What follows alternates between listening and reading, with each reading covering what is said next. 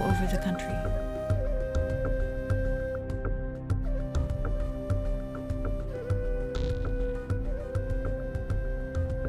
As a result, maybe 300 or so thousand Palestinians had already been expelled before the first Arab soldier entered Palestine.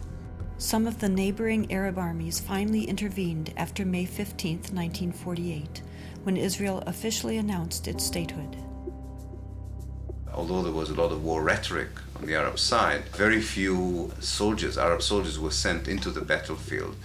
And actually, for most parts of the war, there was superiority on the side of the Israeli army.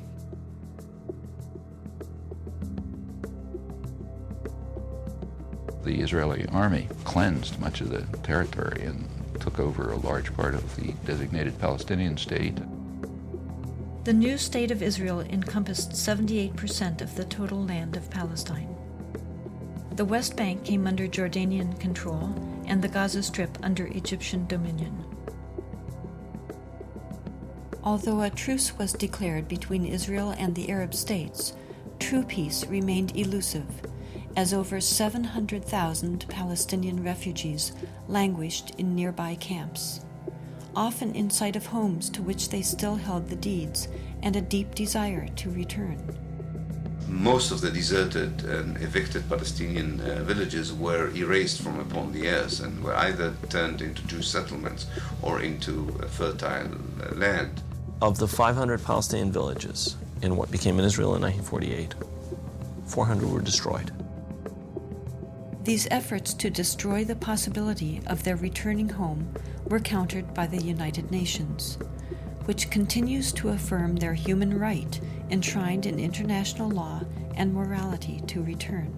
A Palestinian who had lost her land or lost his land as the result of the creation of Israel in 1948 cannot come back even for a visit.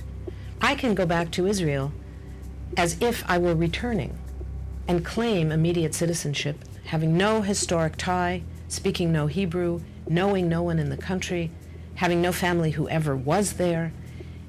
All that one needs is being Jewish, a religious group like any other.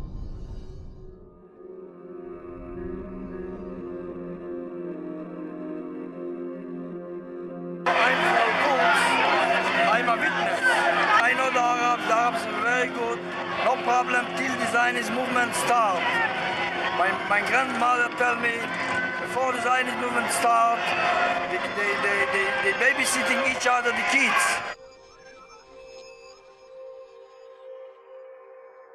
They bar offen watch each other like brothers, like brothers. The idea of Zionism to take away the land from the Palestinians, from the Arabs, is starting the whole fighting. Not Arabs the problem, not Jews the problem, not Judaism, not Muslim, only Zionism.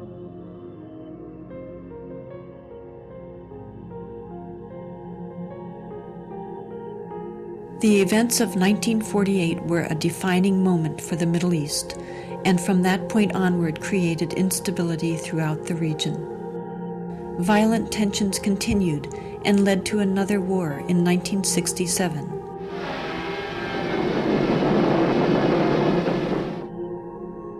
In that war, Israel occupied the remainder of historic Palestine, what is known today as the West Bank and Gaza. Another myth was that Israel was about to be pushed into the sea, but I was working in the State Department at that time.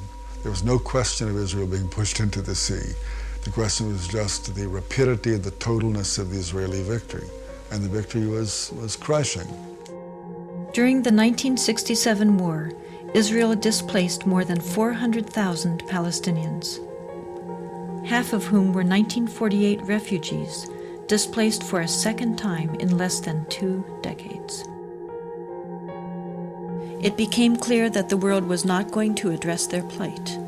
Palestinians in Israel lived as third-class citizens of a state whose core identity excluded them, while those in the newly occupied territories and abroad continued as dispossessed refugees. The United Nations passed resolution after resolution affirming their rights. Leaders of surrounding Arab nations verbally championed their cause, but failed to take action. Finally, Palestinians took matters into their own hands. There was a mass uprising, in Arabic an intifada, shaking off, as people throughout the West Bank and Gaza Strip rebelled.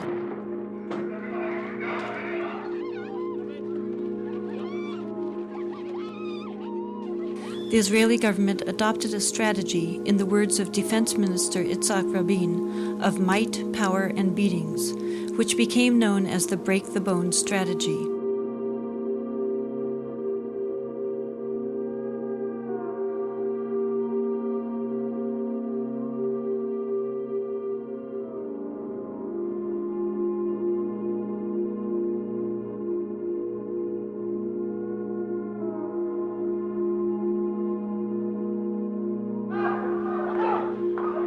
Thousands of Palestinians were rounded up and imprisoned.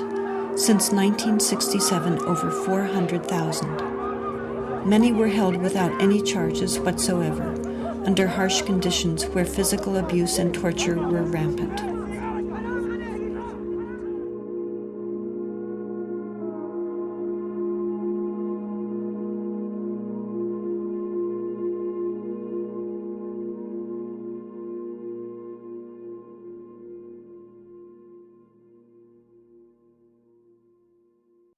Today, we bear witness to an extraordinary act in one of history's defining dramas. The Oslo process begins officially with the handshake on the White House lawn.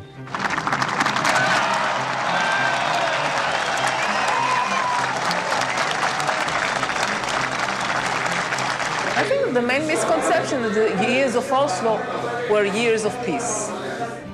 And in that period, when there was supposed to be a peace process underway, in fact, the daily lives of Palestinians throughout the occupied territories got worse and worse and worse. The reality, and I saw it with my own eyes, that this was a new form of Israeli domination over Palestinians. Economic and social rights, which are rights to health, education, work, etc. These areas are the areas that declined the worst for the majority of Palestinians, almost all Palestinians.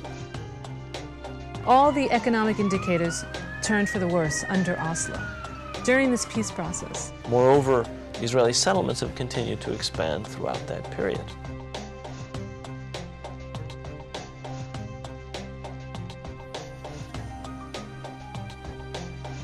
At the same time that Israeli control was expanding, the Palestinian Authority was given the trappings of power over the shrinking and non-contiguous Palestinian land, being held out